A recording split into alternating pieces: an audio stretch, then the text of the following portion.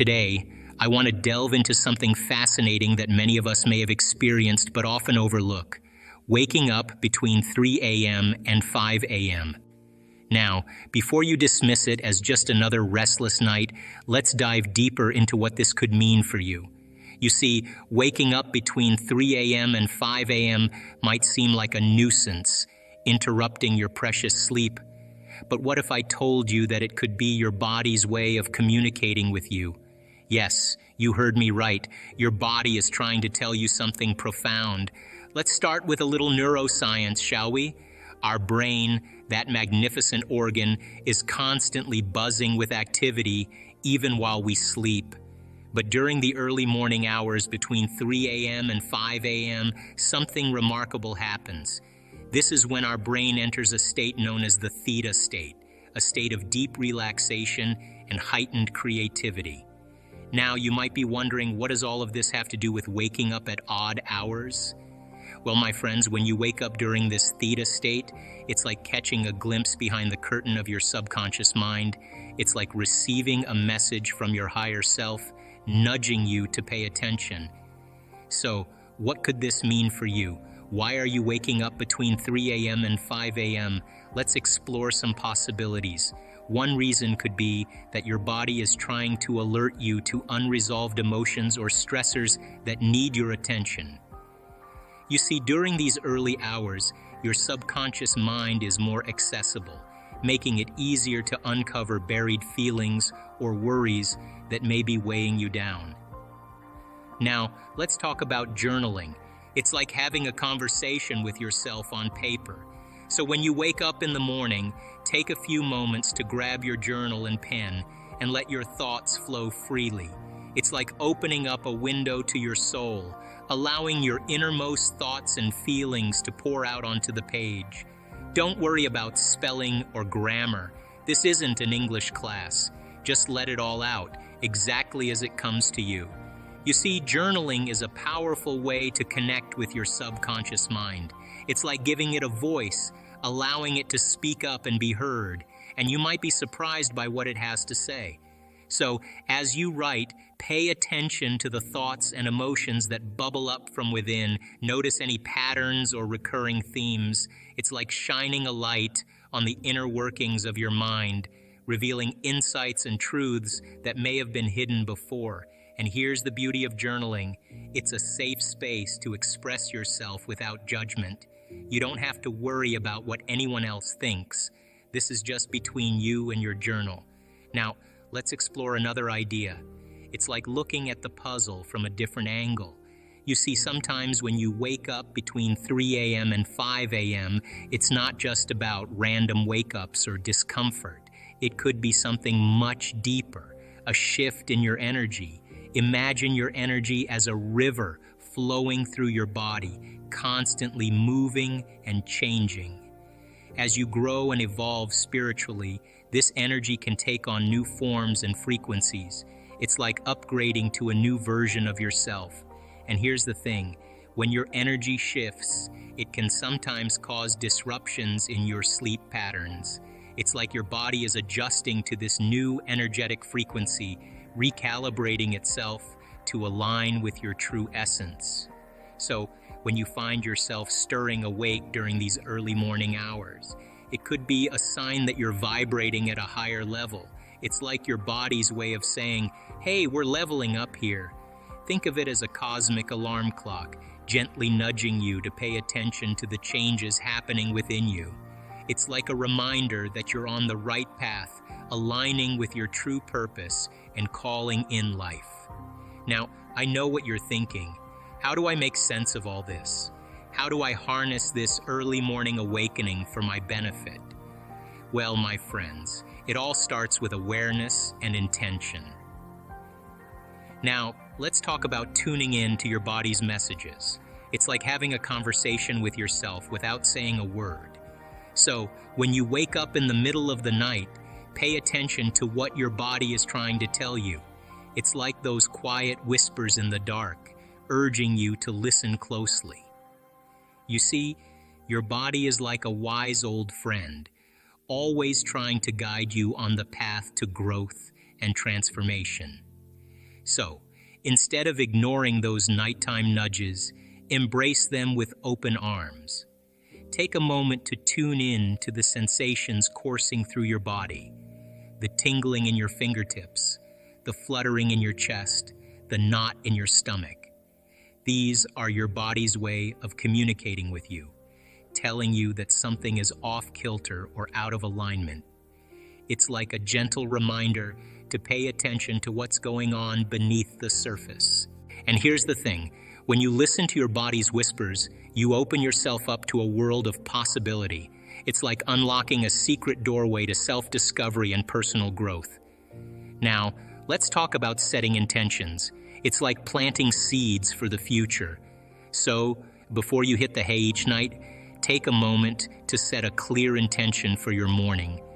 Picture yourself waking up, feeling rejuvenated and full of energy, ready to tackle whatever the day throws your way. It's like painting a picture in your mind, creating a vision of how you want your morning to unfold. Imagine yourself stretching out in bed, feeling refreshed and revitalized. See yourself getting out of bed with a spring in your step, eager to embrace the day ahead. As you visualize this scene, let it sink deep into your subconscious mind. It's like planting a seed in the fertile soil of your psyche, nurturing it with your thoughts and intentions. And here's the amazing part. When you set a clear intention before bed, you're actually programming your subconscious mind to make it happen. It's like giving your brain a roadmap to follow while you sleep. So as you drift off into dreamland, trust that your subconscious is hard at work, turning your intentions into reality. And when you wake up the next morning feeling refreshed and energized, you'll know that your intentions have borne fruit. But here's the thing. Setting intentions isn't just about wishful thinking. It's about taking proactive steps to create the life you desire. It's about aligning your thoughts, beliefs, and actions with your deepest desires and goals. Now, let's talk about trust, that little word with a big impact. It's like having faith in the process, believing that everything is falling into place just the way it's meant to. So when you find yourself waking up at those early hours, it's important to trust in what's happening. Think of it like this. You're on a journey, navigating through the twists and turns of life. And those moments of waking up between 3 a.m. and 5 a.m., they're like signposts along the way, guiding you towards your highest potential. Sure, it might feel a bit unsettling at first, like you've been thrown off course. But trust me when I say that there's a purpose behind it all. It's like the universe's way of nudging you in the right direction, gently steering you towards your destiny. So instead of resisting or fretting over these early morning wake-ups, embrace them with an open heart and an open mind. Trust that there's a greater plan at work, one that's designed specifically for you. So, my fellow explorers, the next time you find yourself awake between 3 a.m. and 5 a.m., remember, you are not alone. You are simply tuning in to the rhythm of the universe, dancing to the beat of your own heart. Embrace the silence, embrace the stillness, and know that the universe has your back. Thinking equal to your familiar emotions, you keep reaffirming the same past experiences in your life over and over again. Our research shows without a doubt in the last 3 years that when students of our work combine a clear intention, now intention is a vision, a potential that already exists in the quantum field that you get to select. And when you ask yourself a question like, what would it be like to be healthy? What would it be like to be wealthy? What would it be like to be free or to be in love? The moment you ask that creative question, a part of your brain called the frontal lobe turns on. That's the crowning achievement of the human being. Once that area of the brain turns on, it's like a great symphony leader.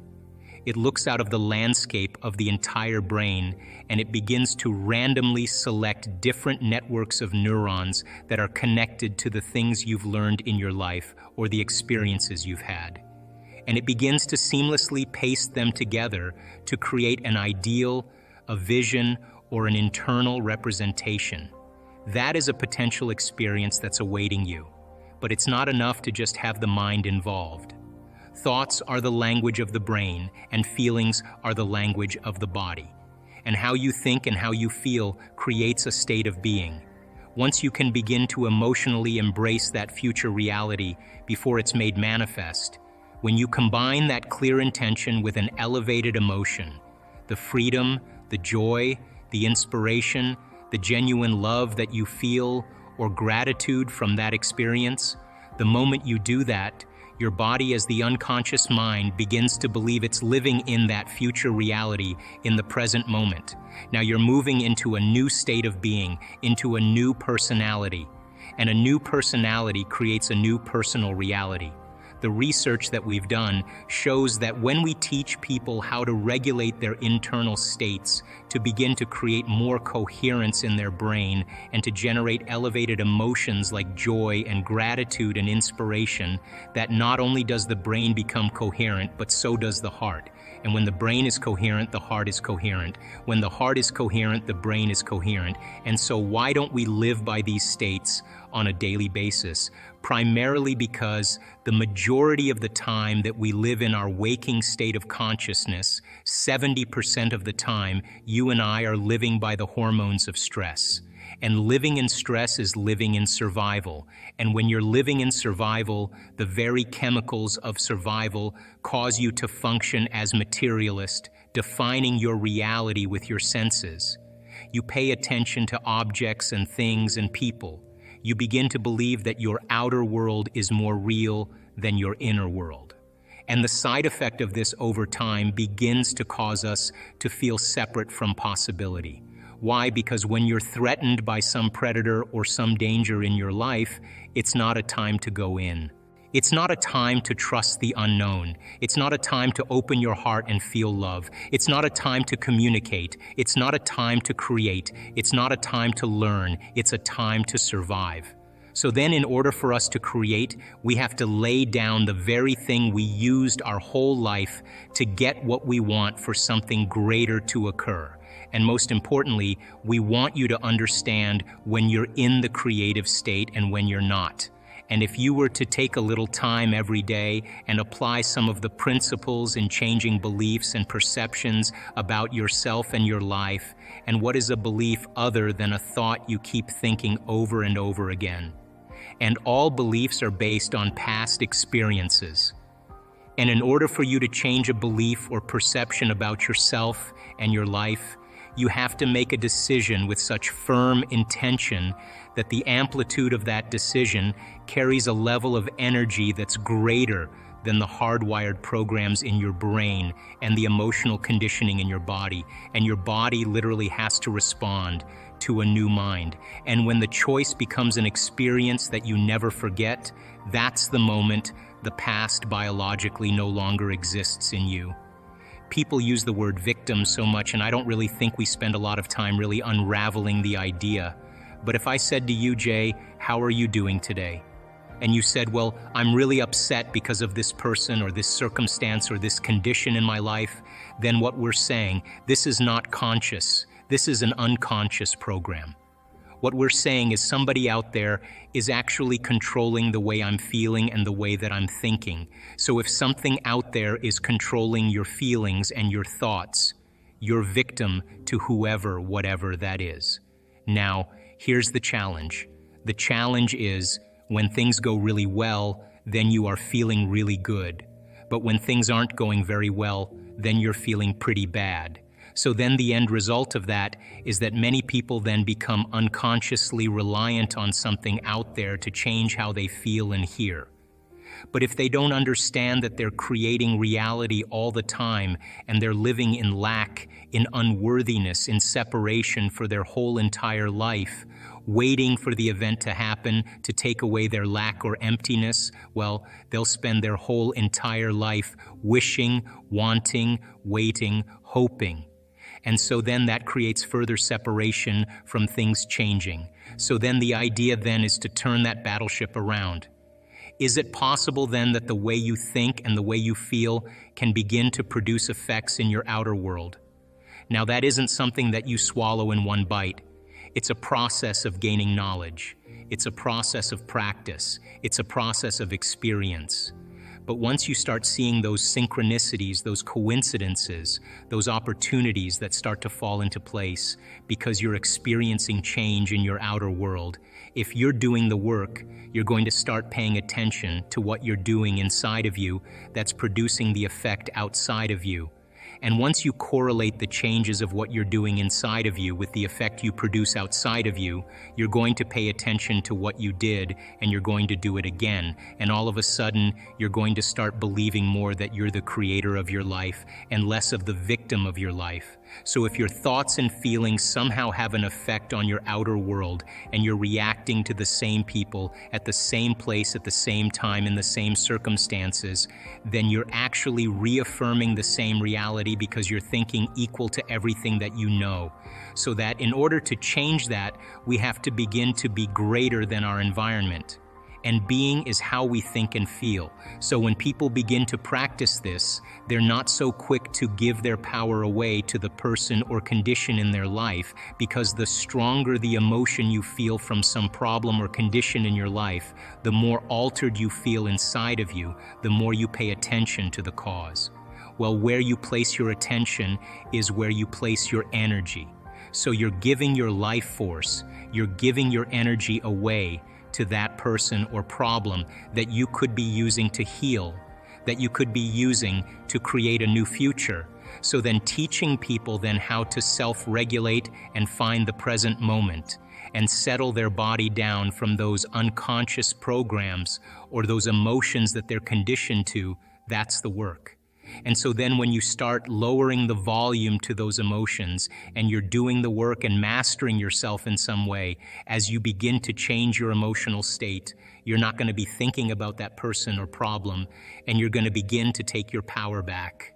And that selfless reflection is going to be a consciousness that doesn't necessarily live in three-dimensional reality, because once energy makes it here, you're no longer bound to the three-dimensional reality. You're connected to a field. So vibrational match, all of a sudden your energy's at that point, and there's a door. And now you're going to get somebody who's going to, in your state of emotional freedom, in your state of your bliss or ecstasy or whatever it is, there's a perfect opportunity for a being that's vibrating at a similar frequency to begin to influence a person's future. But by the same means, if you can't get to that point and you're stuck, well then, there are beings that love to feed off emotions and feed off energy. And I've seen those too, because when a person finally gets beyond their suffering or whatever, they no longer can host on that person because they're no longer that emotion, that energy any longer. So then all of a sudden the person experiences a tremendous amount of freedom as well. And yeah, of course, now they're setting themselves up for something else. What I do know though, is that our intention really is to connect to the divine. Our intention is to become divine. Our intention is to open our hearts and trust again, to love again. Our intention is to teach our bodies emotionally what our future could feel like, to trade guilt and shame and resentment and jealousy and envy and competition for love. And we practice that in our week-long events. And once this center begins to open up, we're after coherence. So if you have a coherent heart and you're able to manage that and sustain the heart coherence, the field around your body begins to expand up to 3 meters wide. And that frequency, that coherent frequency, is like a Wi-Fi signal. You got a signal now.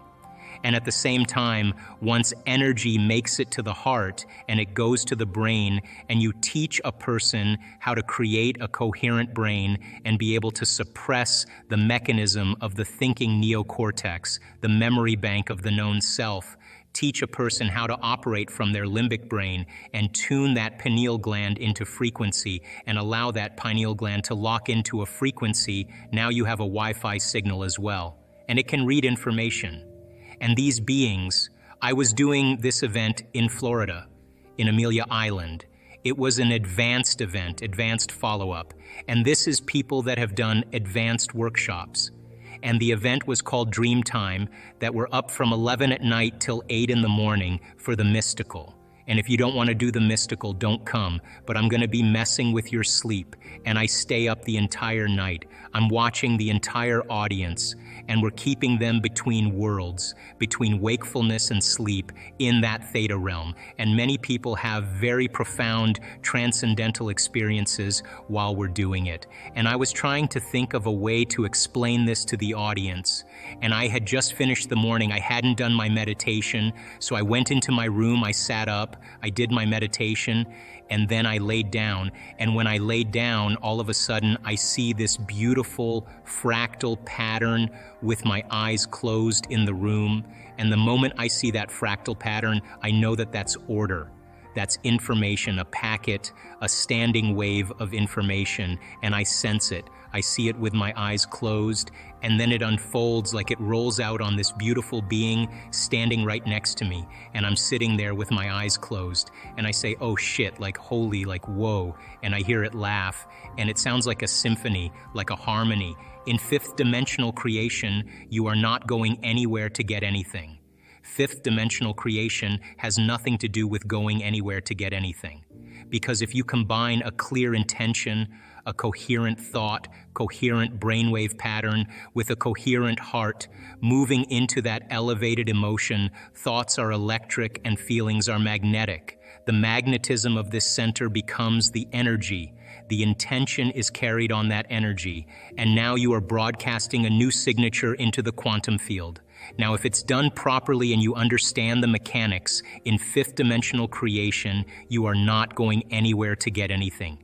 You are actually collapsing space and time, and you are drawing the experience to you. You are the vortex, because when there's a vibrational match between your energy and that potential that exists in the quantum field by tuning a radio dial, when you lock into that frequency, if you keep revisiting that energetic signature over again every single day, then you don't have to go anywhere and get it.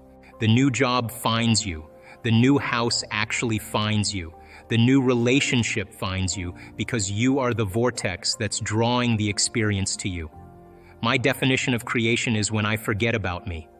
I become nobody, no one, no thing, nowhere, and no time.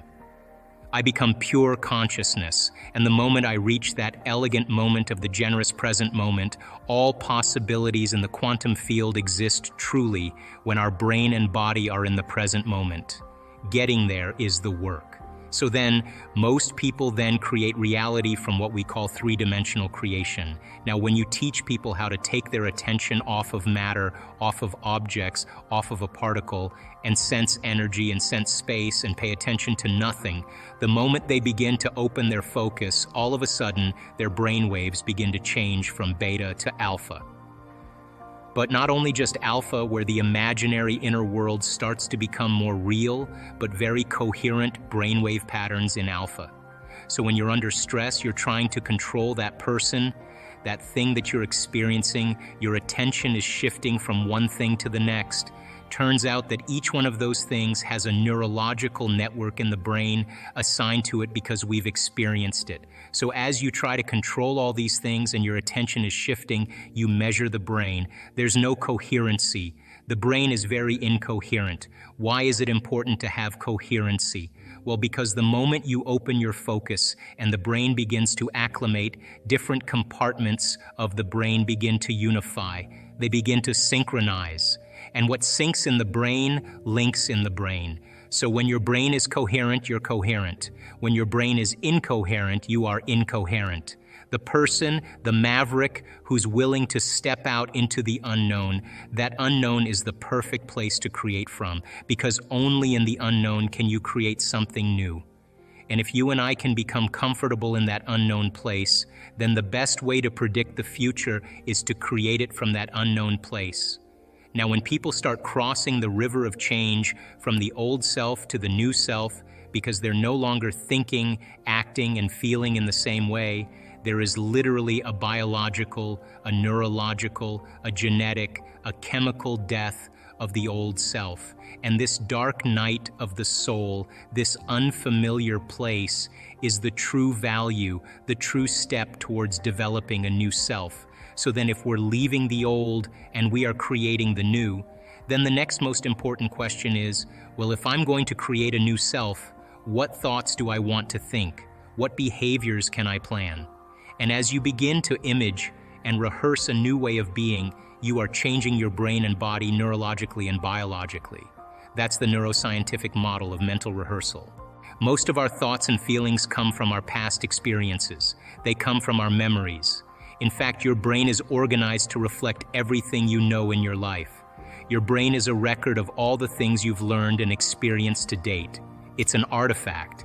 And when you have an experience, when you're in the midst of an experience, all of your five senses plug you into the external environment. And as your brain is processing all of this vital sensory data, all of that information rushes back to the brain. And when it reaches the brain, it causes jungles of neurons to organize themselves into networks, to string into patterns, to reflect their interaction with their external environment. The moment those neurons organize into patterns, the brain makes a chemical, and that chemical is called a feeling or an emotion. And so experiences tend to create more long-term memories because it patterns or stamps or embosses networks of neurons into very specific patterns. And then the emotional quotient helps us to remember the event. So we learn something new intellectually.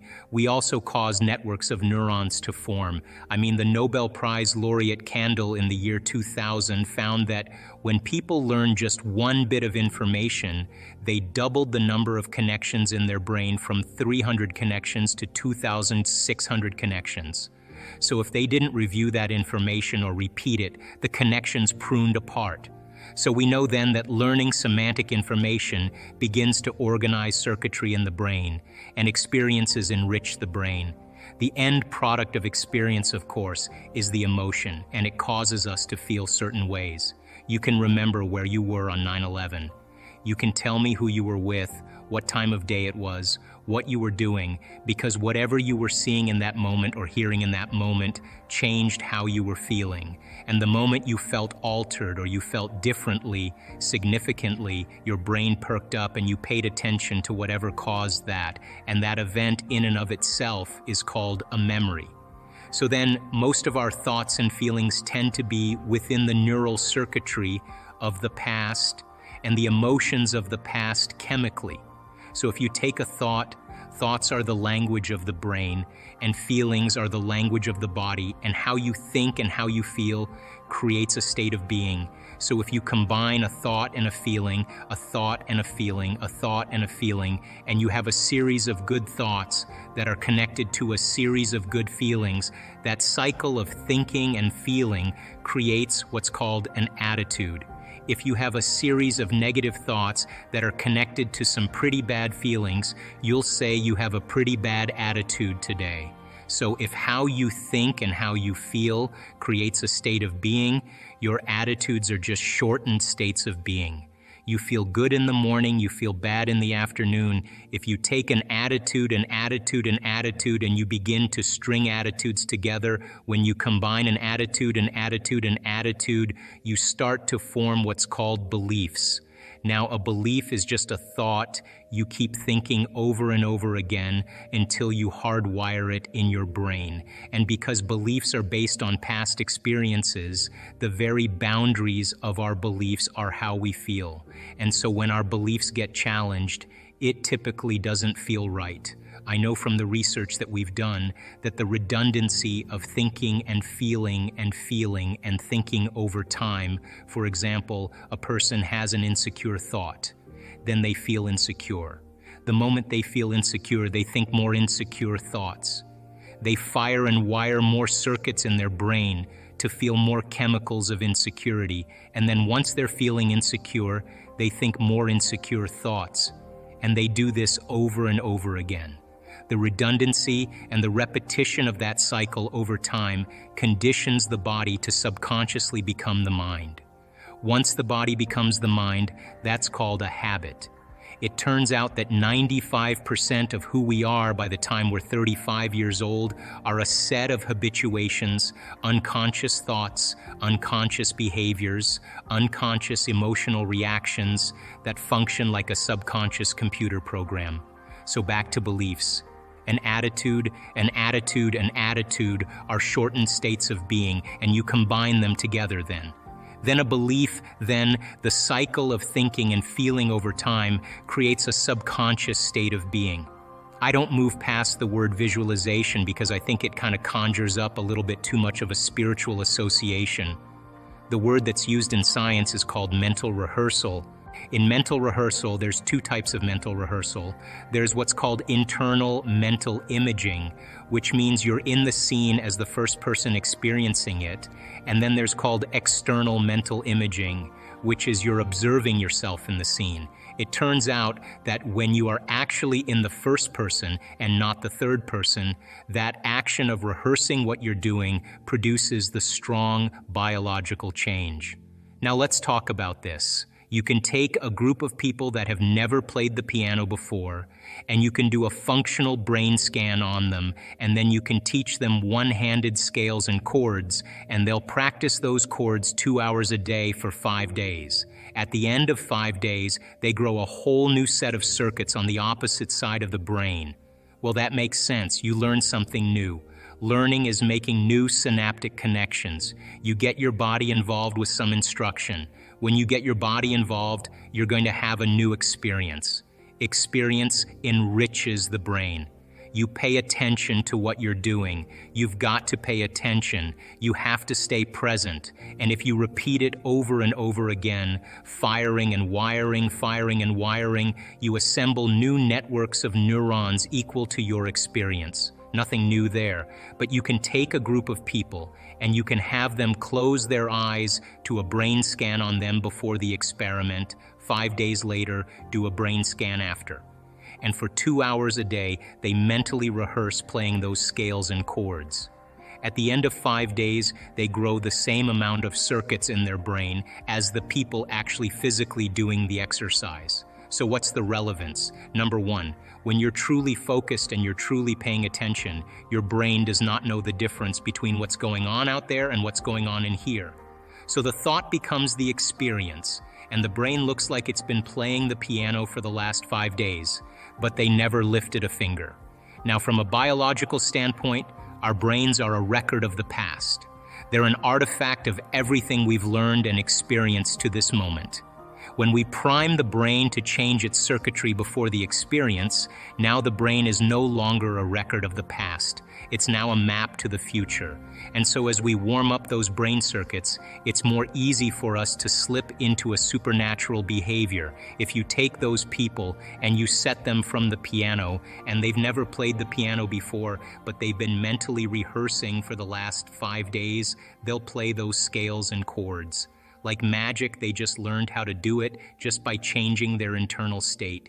Take a group of men, you can have them close their eyes, and for an hour a day mentally rehearse doing bicep curls over and over again, and they add an emotional component called harder, stronger, more intense, and they put themselves in that first-person internal mental image. At the end of 2 weeks, they have a 13.5 increase in muscle strength. And they've never performed the activity. Not only is the brain changed to look like the experience has already occurred, now the body has changed by thought alone. The body looks like it's been working out for the last 2 weeks, so then the power of mental rehearsal, of imaging, primes the brain and body to look like the future has already occurred. And when you set the extent of your limit, and you can image what you can do even further than what's normal, then you are stepping into the unknown. And of course, then your body is going to follow your mind because the experience has already happened. You know, the challenge behind all of this is that people have to understand that there is a journey that they have to take. In other words, 95% of who we are by the time we're 35 years old is a set of memorized behaviors, emotional reactions, beliefs, perceptions, attitudes, behaviors that function like a subconscious computer program.